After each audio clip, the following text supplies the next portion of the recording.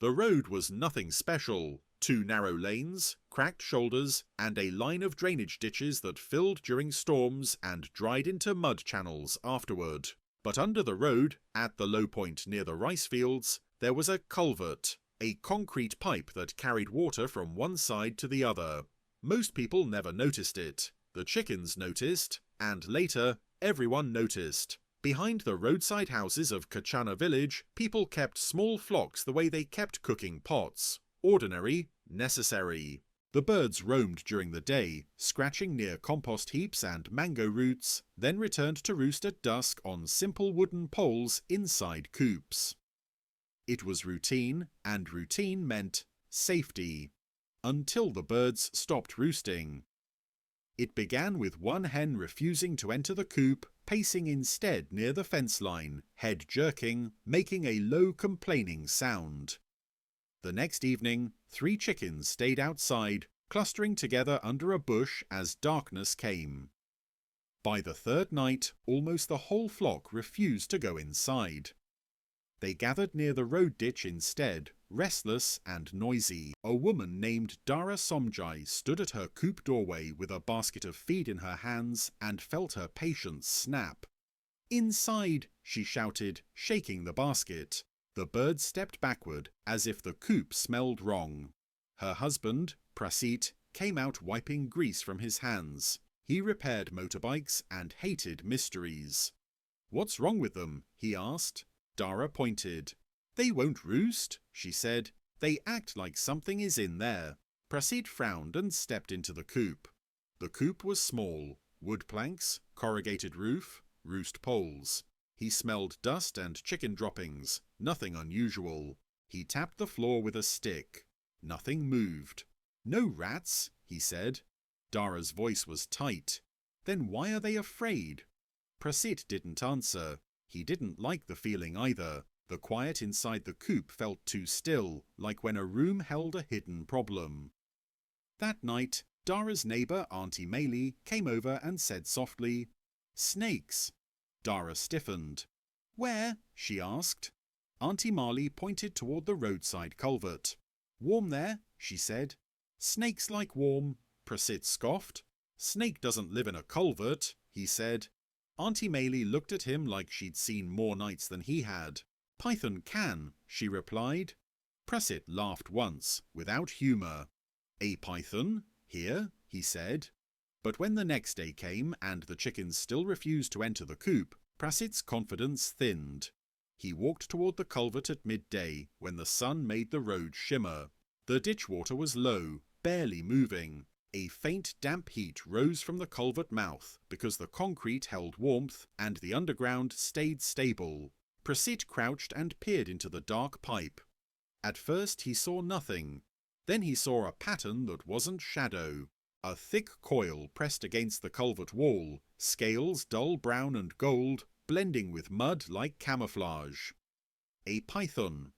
Not small, not a thin village snake. A real heavy-bodied python, thick as Prasit's thigh, lying still in the warmth as if it had rented the pipe. Prasit's mouth went dry. He backed away slowly, because sudden movement in front of a python was how people got bitten. Rare, but possible, or how you triggered a defensive strike. Pythons didn't hunt humans, but they defended themselves when cornered. Prasit returned home faster than he meant to, face pale. Dara saw him and knew instantly. "What?" she asked. Prasit swallowed. "Python," he said. Dara's hands went cold. "In our coop?" Prasit shook his head. "In the culvert," he replied. "But that means it's nearby. It moves at night." Dara looked at the chickens clustered under the bush, refusing the coop. "They know," she whispered. That evening, the village mood shifted. A python near chickens wasn't folklore. It was economics. Chickens were income. A python could take one, then another, and you might never see the bird again. Just missing feathers, silence, loss. Prasit borrowed a strong flashlight and a long metal hook from a fisherman. He wasn't trained, but villagers solved problems with what they had. He and 2 neighbours walked to the culvert after dark. The air was cooler, but the culvert mouth still breathed warmth. Prasit shone the flashlight in. The python's eyes reflected faintly, and its head was closer than before. It had moved. That meant it was active. The fisherman, Lek, whispered, "Don't grab it," and pointed at the hook. "Only guide." Prasit nodded, hands shaking. They tried to prod the python gently, to encourage it deeper or out, either way, away from homes. The python didn't flee. It tightened slightly, muscles shifting under scales like slow machinery. Prasit realized something terrifying. The culvert wasn't just shelter, it was strategic. It offered warmth, darkness, and 2 exits, one toward the rice fields, one toward the village. A perfect base. The python had taken the warm culvert, and now the chickens wouldn't roost because instinct told them what human eyes had just learned. By the next morning, rumours had outrun the python. People told stories. It ate a dog, it's 10 meters long, it's in Dara's kitchen. None were true, but fear didn't need truth to travel. What was true was simpler. 2 chickens vanished that night. Dara found feathers near the fence and nothing else. No blood, no struggle, just absence. Pythons killed by constriction and swallowed prey whole. They left almost no evidence if they dragged the bird away. Prasit felt anger rise, not at the python exactly, but at the helplessness. A predator was taking his family's food, and laws and wildlife rules didn't comfort an empty coop. He went to the local agricultural office and demanded help. The office staff told him to call Wildlife Rescue, which covered too large an area and arrived when it could. Prasit called anyway. The responder, a handler named Surya, answered with a tired voice. "We get snake calls every day," he said. "Can you confirm species?" "It's a python," Prasit said. "Big, in Culvert by the road." Surya asked, "Is anyone injured?" "No," Prasit replied. "Then keep children away and secure livestock," Surya said. "We'll come when we can." Prasit clenched his jaw. "When?" Surya didn't promise. That afternoon, villagers took matters into their own hands, the way they always did when official help was slow. A group of men gathered with sticks and machetes. One carried a bag of lime, another had a fishing net. Dara watched them and felt sick. She wanted the python gone, but she didn't want a bloody mess beside her road either. Killing snakes sometimes made things worse. Other snakes moved in, rats increased, balance broke. Auntie Maylie stood beside Dara and murmured, "If they hurt it, it will hide deeper. Then you never find it." Prasit tried to control the group. "No cutting," he said. "We catch." The men grumbled. Some wanted the simplest solution. They went to the culvert and shone lights inside. The python was there, but deeper now, farther from reach. One man threw stones into the pipe. The sound echoed, harsh. The python didn't come out. It stayed, because it wasn't trapped, and because the culvert's darkness and warmth made it feel safe. That night, the chickens wouldn't roost at all. Even when Dara forced them inside, they flapped wildly and flew back out, screaming. Birds knew scent. They knew vibration. They knew danger in a way people recognized only after loss. Dara moved her flock into the house's back storage room, angry at herself for doing something that felt ridiculous but was necessary. Chickens slept on sacks of rice, feathers everywhere. The smell was awful, but the birds were alive. At midnight, Prasit heard something near the coop. Soft scraping, a faint rustle. He grabbed his flashlight and stepped outside. The beam caught movement, a thick body sliding along the fence line, low and silent. The python. It had left the culvert and was moving toward the coop like a slow shadow. Prasit's blood went cold. He shouted and stomped. The python froze for a moment, then turned and flowed back toward the ditch, disappearing into the culvert mouth like water returning to its source. Prasit stood shaking, realizing the python had a route and had already mapped the village edges. The next morning, Surya finally arrived in a pickup truck with proper equipment. Snake tongs, hooks, a thick bag, gloves, and calm eyes. Calm mattered more than tools. He listened to Prassit's description and nodded. "Culvert snakes are common," he said. "Warm, stable, safe." Prassit's voice was bitter. "How do you get it out?" Surya crouched at the culvert mouth and studied tracks, faint drag marks, disturbed mud. He also looked at the chicken coop, the fence line, the bush where chickens clustered. "This snake has a pattern," he said, "and you can't fight patterns with panic." He explained that forcing a python out of a culvert by noise often failed. The better method was to use the snake's own behavior. Pythons like dark, enclosed spaces. They avoid strong light and disturbance when options exist. They follow scent and prey routes. Surya said, "We set a funnel trap at the culvert exit toward the village side. We also remove attraction, chickens secured, no scraps. If it leaves to hunt, it goes into the trap.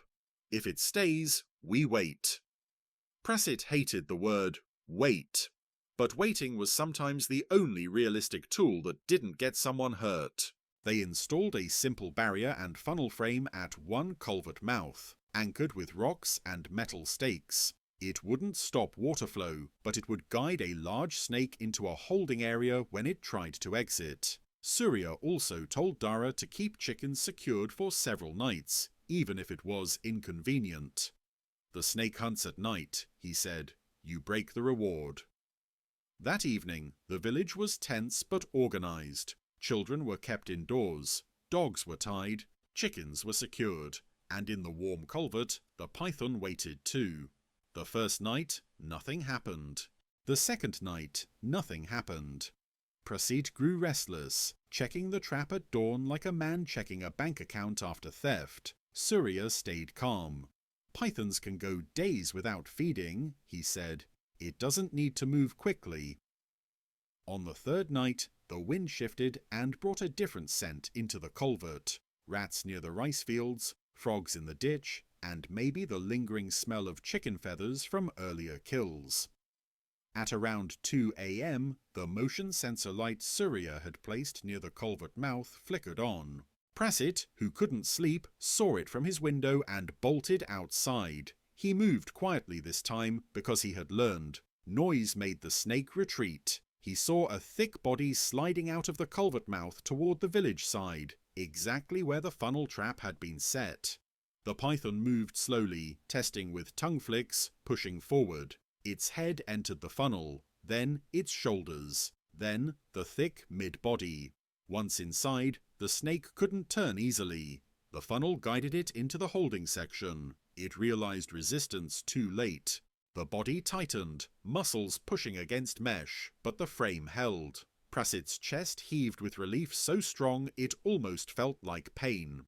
He called Surya, who arrived within minutes, alert and calm. Surya approached with tongs and hook, not rushing, not fighting the snake's strength directly. He secured the head gently, then guided the body into a heavy-duty bag. The python thrashed briefly, powerful, controlled movement, but with 2 trained hands and proper technique, Surya managed it without injury to the animal or people. When the bag was tied and placed into the truck's secure box, the village gathered at a distance, silent. Someone muttered, "Kill it!" Surya shook his head. "No," he said simply. "We relocate." Prasit surprised himself by agreeing. "Just take it far," he said. Surya nodded. "Far enough that it won't return to this culvert," he replied. He explained relocation wasn't perfect, but it reduced immediate risk and gave the village time to fix the conditions that had allowed the snake to settle. Before leaving, Surya walked the culvert with Prasit one last time. "Warmth drew it," he said, "but access kept it."